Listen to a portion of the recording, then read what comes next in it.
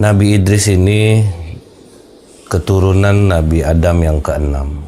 Jadi kalau diurut, nama dia ini adalah Yarid bin Mihlail bin Kinan bin Anusi bin Syed bin Adam alaihissalam.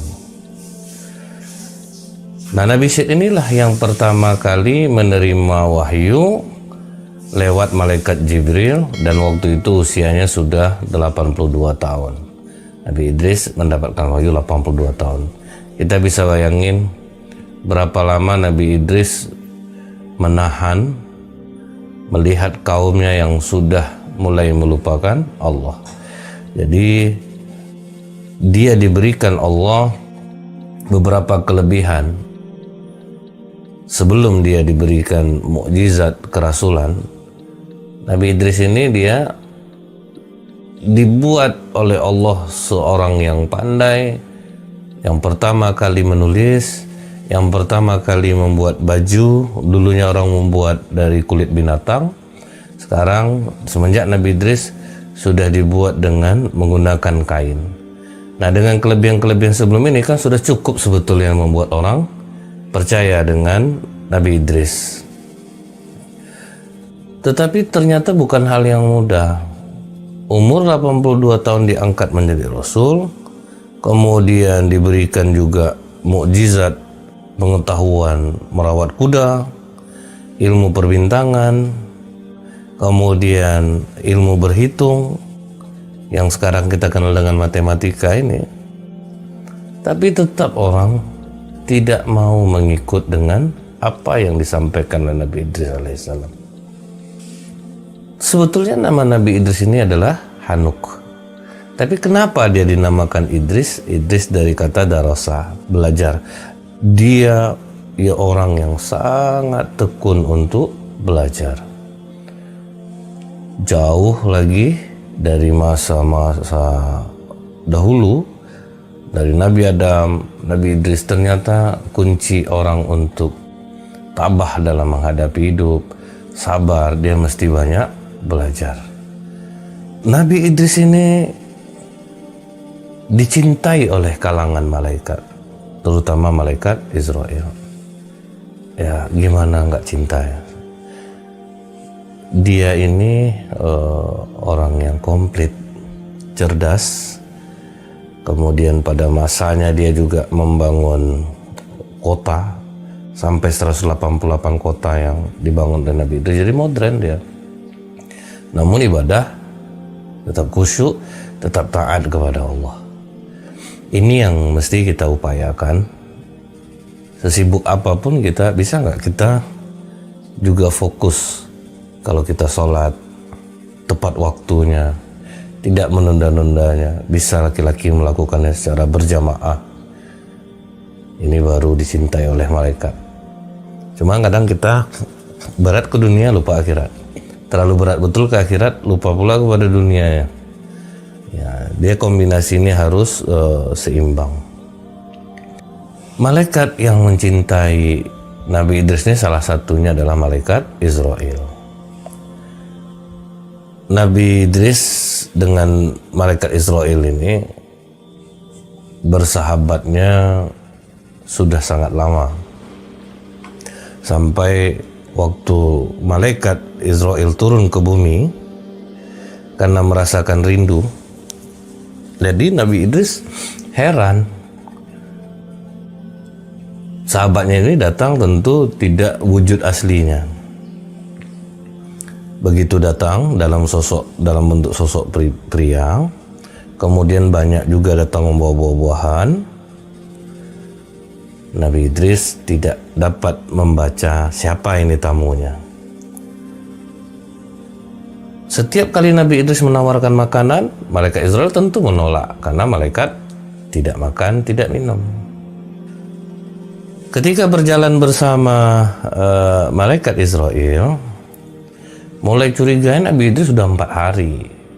Setelah 4 hari, malaikat ini tidak makan. Akhirnya Nabi Idris bertanya, "Kau ini sebetulnya siapa?" Apa kata malaikat Israel?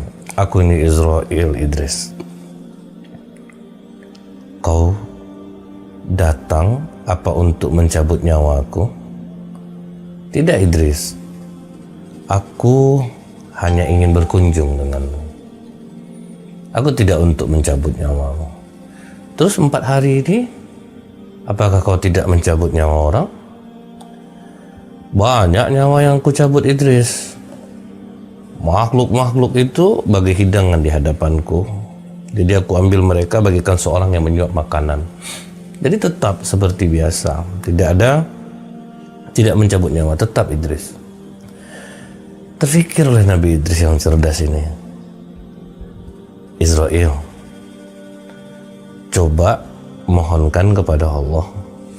Aku ingin merasa gimana kalau nyawa kita itu dicabut, itu gimana rasanya. Kata malaikat Israel, aku tidak mencabut nyawa melainkan dengan izin Allah, Idris.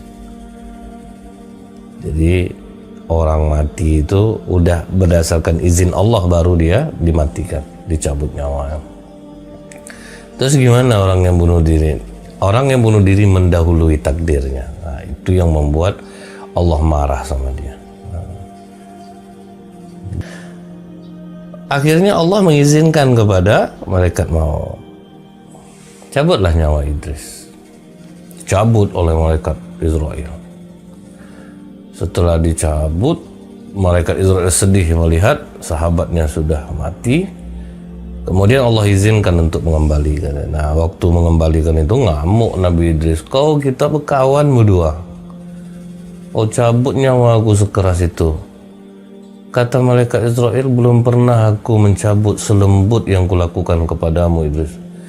Selembut kau bilang, seperti kambing yang dikuliti hidup-hidup, ditarik kulitnya, dicabut, ditanggalin, itu rasa ruh lepas dari badan. Kau bilang lembut, itulah yang paling lembut, Idris. Waduh. Ini yang harus kita fahami. Sebagaimana dikatakan oleh Rasulullah, ada yang seperti disabet dengan pedang sampai 70 kali. Ada seperti burung yang digoreng. Bagaimana menggelegak-gelegaknya rasanya badan kita lah. Dibakar, dia digoreng, begitulah panasnya. Ruh mau keluar dari tubuh. Bagi orang yang tidak beriman dan bertakwa kepada Allah, tentu akan bertambah berat beban itu. Tapi ada kabar gembira dari Rasulullah. Belum dicabut ruh seorang mukmin sebelum dia melihat tempat tinggalnya di surga. Maksudnya apa? Sakitnya itu hilang karena terlena memandang keindahan surga. Jadi karena terlena hilang rasa sakit itu. Itu kabar gembira dari Rasulullah. Kemudian merasakan sakitnya kematian ini, itu yang membuat Nabi Idris semakin kuat untuk supaya umatnya tidak merasakan hal ini. Dia ingin umatnya dekat kepada Allah karena dia sudah merasakan sakitnya sakratul maut. Setelah itu Nabi Idris di beberapa waktu setelahnya dia sudah berdakwah kemana-mana. Apa kata malaikat, kata Nabi Idris, wahai Israel, bisakah engkau membawaku melihat surga atau neraka? Kata malaikat Israel, waduh, ini susah permintaan ini karena itu bukan ranah aku sebetulnya. Mengapa kau minta itu? Nah, kata Nabi Idris, aku takut dengan azab Allah. Mudah-mudahan makin tebal imanku dengan melihat surga atau neraka. Kemudian malaikat Israel meminta izin kepada Allah. Minta restu, akhirnya diizinkan oleh Allah. Dibawa ke langit. Diperlihatkan oleh malaikat Israel neraka. Begitu melihat neraka, lihat penjaga neraka, malaikat Malik yang sangat menakutkan, menyeret, menyiksa manusia-manusia yang durhaka kepada Allah semasa hidupnya. Nabi Idris tidak sanggup lihat rantai-rantai neraka, ular-ular neraka, kalajengking neraka. Nabi Idris pingsan. Setelah sadar, waduh, ngeri Israel, ngeri. Cepat ajak aku ke surga. Aku ingin melihat surga, mudah-mudahan tentram jiwa aku nih. Karena aku sok betul melihat neraka. Dibawalah ke surga. Sampai di surga nyaris pingsan lagi. Loh, kenapa pingsan lagi? Rupanya terkesima pula melihat keindahan surga.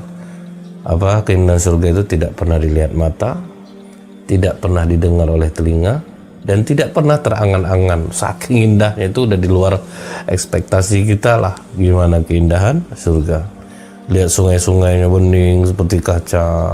Terdapat pohon-pohon, bagian batangnya terbuat dari perak dan emas. Ada juga istana untuk penghuni-penghuni surga. Ada juga pohon yang menghasilkan buah-buahan. Buah-buahnya begitu segar, ranum. Wah, indah banget. Setelah puas berkeliling, malaikat Israel mengajak Nabi Idris pulang ke bumi.